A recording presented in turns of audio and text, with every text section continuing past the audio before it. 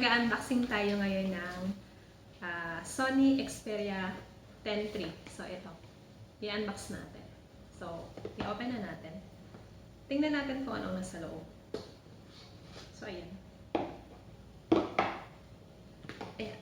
Meron tayong case. Ayan. Ano siya? Colorless. Tapos, ito na yung ating phone. Ayan. So, actually, this phone is pinili ng kaibigan ko. Ito sa kanya talaga to, should I say kanina. Sabi niya sa akin, i-unbox ko daw yung kanyang phone. So, ayan. Tingnan natin. I-on natin siya. So, recommended ko ang Sony guys. Kasi lahat ng phone ko halos is mga Sony. Kaya, ang binili din niya ngayon is Sony. Last time kasi may binili siya sa Pilipinas, which is yung sister company din ng Sony, yung Oppo, which is maganda rin naman. So, ayan na. Nag-on na siya. Ganyan yung kanyang itsura. Medyo mas maliit nga lang siya doon sa sa latest namin binili nung last time. Diyan sa ginagamit ko, mas maliit to ng konti. So, ayan. Tingnan natin.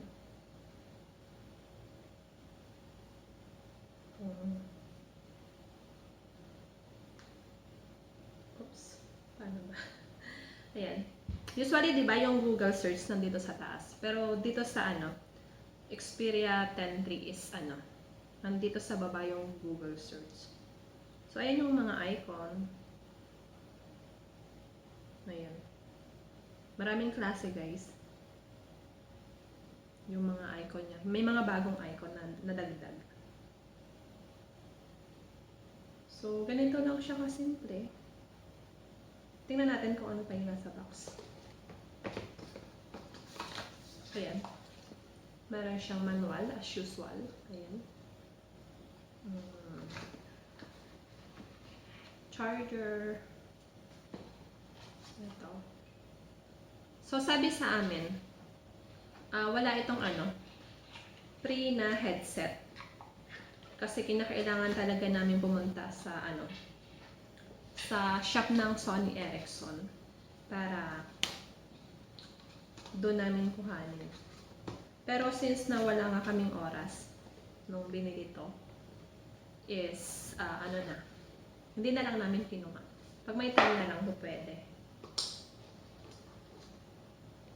So ito is yung price niya ngayon dito sa Hong Kong 3,500 something, 588 ata. Pero since na na member nga kami ng Sun Mobile, is nakalas kami ng around 500 plus. So yun, share lang namin. Paborito namin ng Sony Ericsson guys, kasi nga dito kami sanay. Masanay kaming gamitin. Yung mga phone namin is mga Sony Ericsson. Actually yan itong ginagamit ko, itong nagbibideo sa akin ngayon is parang 5 years ko na yata siyang nabili, pero ang ganda pa rin ng kanyang ng kanyang gamit. I mean, hindi pa siya sira. Ito last time, meron ako ditong old na Sony Ericsson, which is sira na yung cases niya. Ayan. Yung case, should I say. Pero gumagana pa rin siya. Ito yung pangalawang Sony Ericsson ko na nabili dati. Pero mahal pa to dati. Ano siya? 5,000 pa. $2 na lang pala, 5,000. So, ito yung pinakauna na Sony Ericsson kong binili. So, kaya ko nang pinalitan ito is may nagregalo sa akin ng Sony Ericsson din dati. Ito. Ito, ang bili ko nito almost 5,000. Tapos ito naman nasa 3,000 plus. Ito. Ang pinakamura kong ginagamit na Sony Ericsson, ayan yung ginagamit ko ngayon. 2,000 plus lang yan. Nagtitipid na tayo ngayon, guys. Kasi sayang ang pera. Pero itong sa friend ko, sabi ko sa kanya, pag-isipan niya muna bago siya bumili. Kasi gumagana pa naman yung phone niya. Kaya siya bumili is sobrang mabilis maglobat yung telepono niya ngayon na nabili niya sa Pilipinas.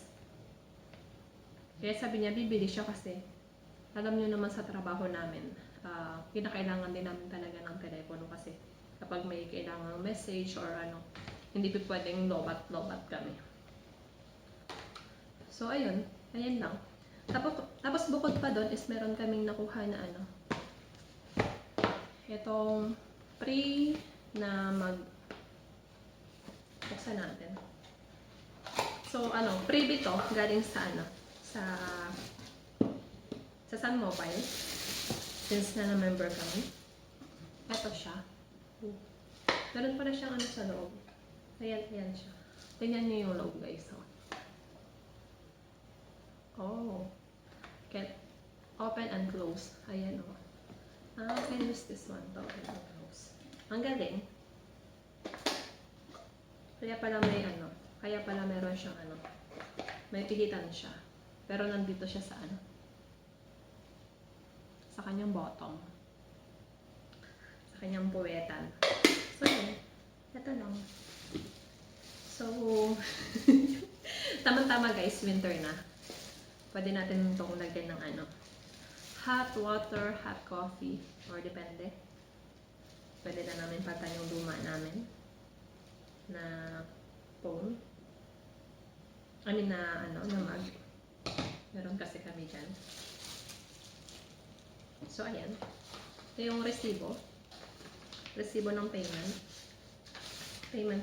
Payment sa yung binili namin. Binili niya pala. So, ayan. 2,000 lang pala siya. 2,798.57. Nakatipid kami. Dati kasi bumibili kami sa sa Fortress ng mga phone nga. Doon kami pumupunta para bumili. Pero since na pareho lang din naman at mas nakakatipid kami kung dito kami bibili sa sa Sun Mobile since na member kami doon. So sa Sun Mobile na lang kami bumibili. 'Di ba? Sayang din yung 500 mong matitipid. So yun. Kwento pa more. So yun lang guys. Makulit kasi yung kaibigan ko sabi niya sa akin, "Unbox mo na lang yung yung phone ko para meron kang content."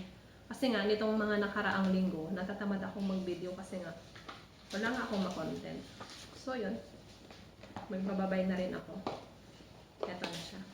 Babay na siya, babay na. So ingat. Maraming salamat po and God bless us all. So, recommended ko ang Sony, guys. Personally is, maganda. Maganda siya. So, bye-bye. God bless us all. See you.